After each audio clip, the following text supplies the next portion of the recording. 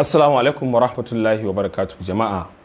Sunana Salisu Hassan, wato shugaban kamfanin duniyar kwamfuta wanda suke harkoki na kwamfuta da abin da ya shafa ICT. Wannan rana ce ta talata 12 ga watan 10, kamar yanzu misali karfe 9:46 nake yin wannan bidiyo din domin in faɗakar da mutane game da wani rubuce-rubuce da wani audio na ƙarya da yake ta yawo akan social networks wanda ya shafi WhatsApp, Instagram da Twitter da kuma Facebook. Ana yawo da cewa wai jama'a su yi ƙoƙari su aika da wani audio, wannan audio da za su aika da shi ana son kowa ya ɗauki wannan audio ɗin ya dinga turawa cikin contacts ɗin shi. In ya tura zai tura mutum 20 a WhatsApp, su kuma mutum 20 ɗin nan su tura mutum 20 haka dai iyayen da mutum zai iya yi.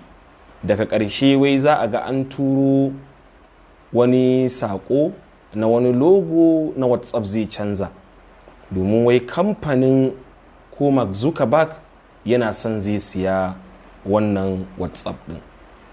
To abin da yasa nake son zan yi mana shi wannan takaitaccen audio din, abin da yasa nake son zan mana wannan takaitaccen video din, saboda in jawo hankalin mutane. Za ku iya sani cewa gaskiya ni ba ma abocin shigowa social network bane, ina irin waɗannan abubuwan, amma ya zama dole ne in yi shi saboda faɗakar da mutane, saboda kada su faɗa hannun 'yan dandatsa ko kuma irin gurɓatattun mutane wanda za su kwashe musu wasu bayanai ko kuma wani abu makamancin haka. Da farko dai ina son mu sani cewa shi kamfanin WhatsApp kamfani ne na wani yaro da ya yi shi a wasu shekaru. Daga baya shi wannan Mark Zuckerberg ɗin da ake cewa zai siya kamfanin ya riga ya siye shi, kuma ya siye shi a wannan lokacin a kusan dala biliyan 16 ya siye shi a wannan lokacin. Bayan ya siye shi a dala biliyan 16, ya zo kuma ya ƙara inganta shi, ya ƙara sabunta shi.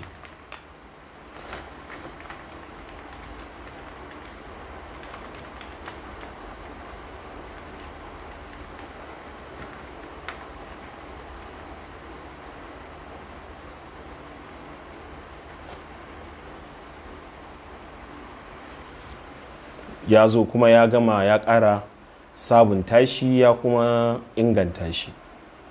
To yanzu dai maganan dai da ake na cewa kamfanin zai rufe shi, kun ga dai na farko dai ƙarya ne. Sannan na biyu, kamfanin ma dai nasu ne. Babban abin da ya sa na ga ya kamata in jawo hankalin mutanenmu a kan shi wannan maganar, saboda yadda na ga yadda mutanenmu suke ɗaukan abubuwa a social media fiye da maganar Allah da maganar manzansa da gaskiyan al'amari, su dinga ɗaukan jita-jita da shirme suna yaɗawa. Wannan yana ƙara nuna mana cewa tsakani da Allah ba muna cikin duniyar wayewa ba ne, muna cikin duniyar shirme ne a yanzu. Saboda ya za a yi yanzu maganar da nake gaya kuma ga wannan ya ƙara turo mun audio ɗin, shi ma an ce mai ya tura ne. Wannan hanya ce da ake bi a yi hacking ɗin account ɗin mutane.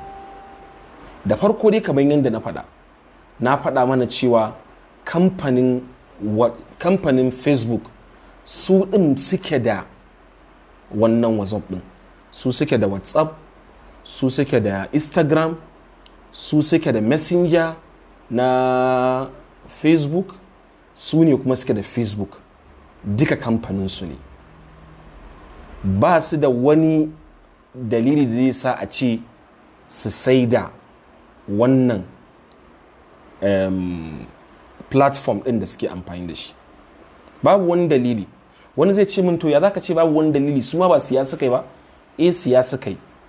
Bayan da suka siya ya zama musu hanya ce da suke amfani da ita gurin samun riba mai yawa.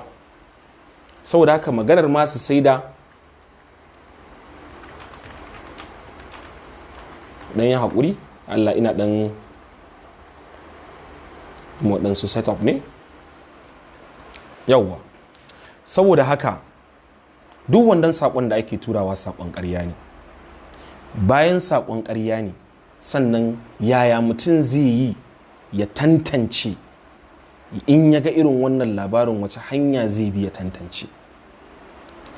Irin wannan shahararren kamfani na su Facebook ko Twitter ko kamfanin Microsoft, babu yanda za a ce za su yi wani abu makamancin irin wannan abu a ce awa ɗaya ba tare da irin manya-manyan gidajen rediyo ko manya-manyan gidajen TV sun saka shi ba.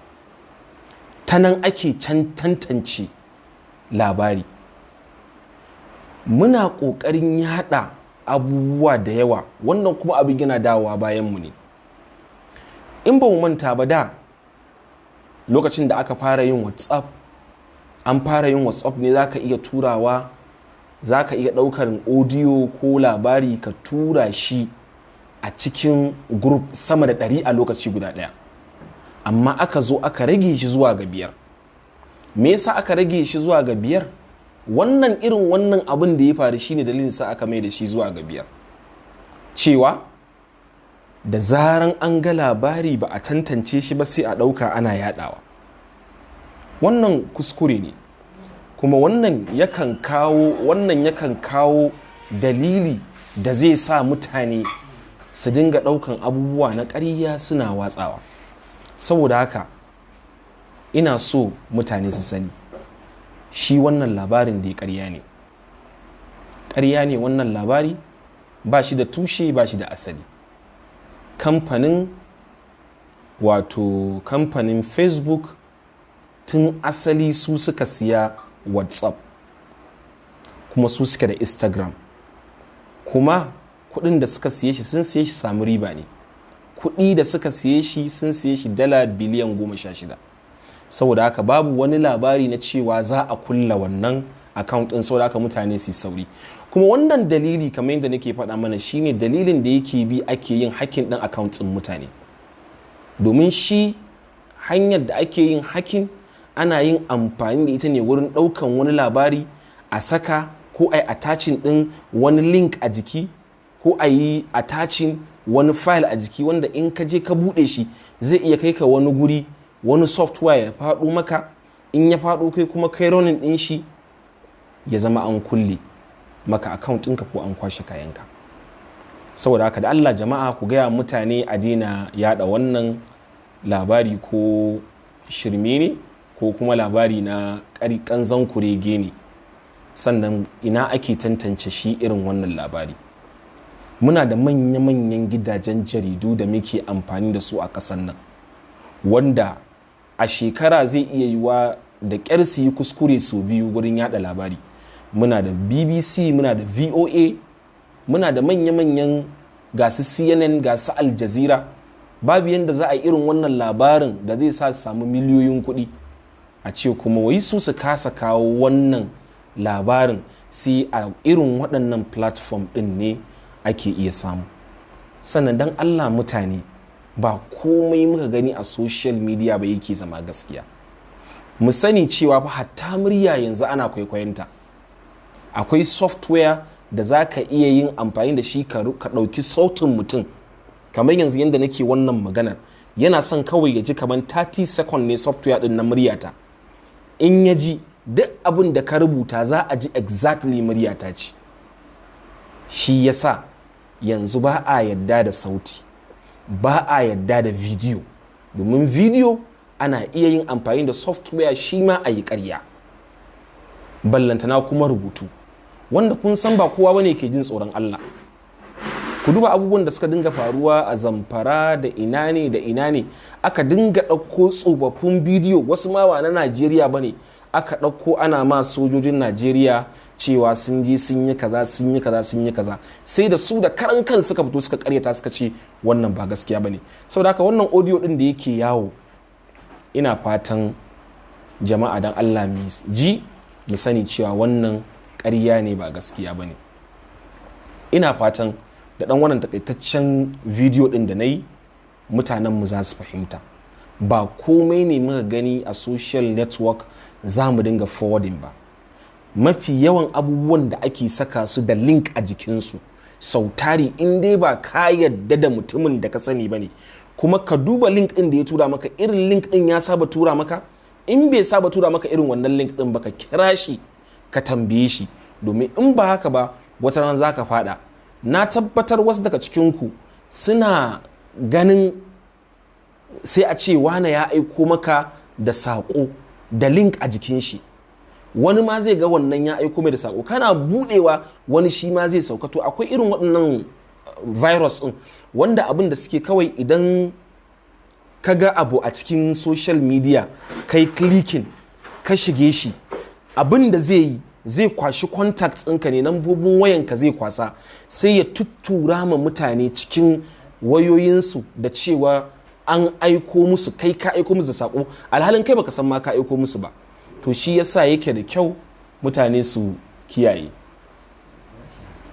Saboda haka ina fatan da ɗan wannan takaitaccen bayanin da na yi mutane za su gane. Na gode, Salisu Hassan, kuma ina fatan ku yi haƙuri a cikin wannan lokaci da na yi wannan bidiyo ɗin. Na gode, wassalamu alaikum wa rahmatullah.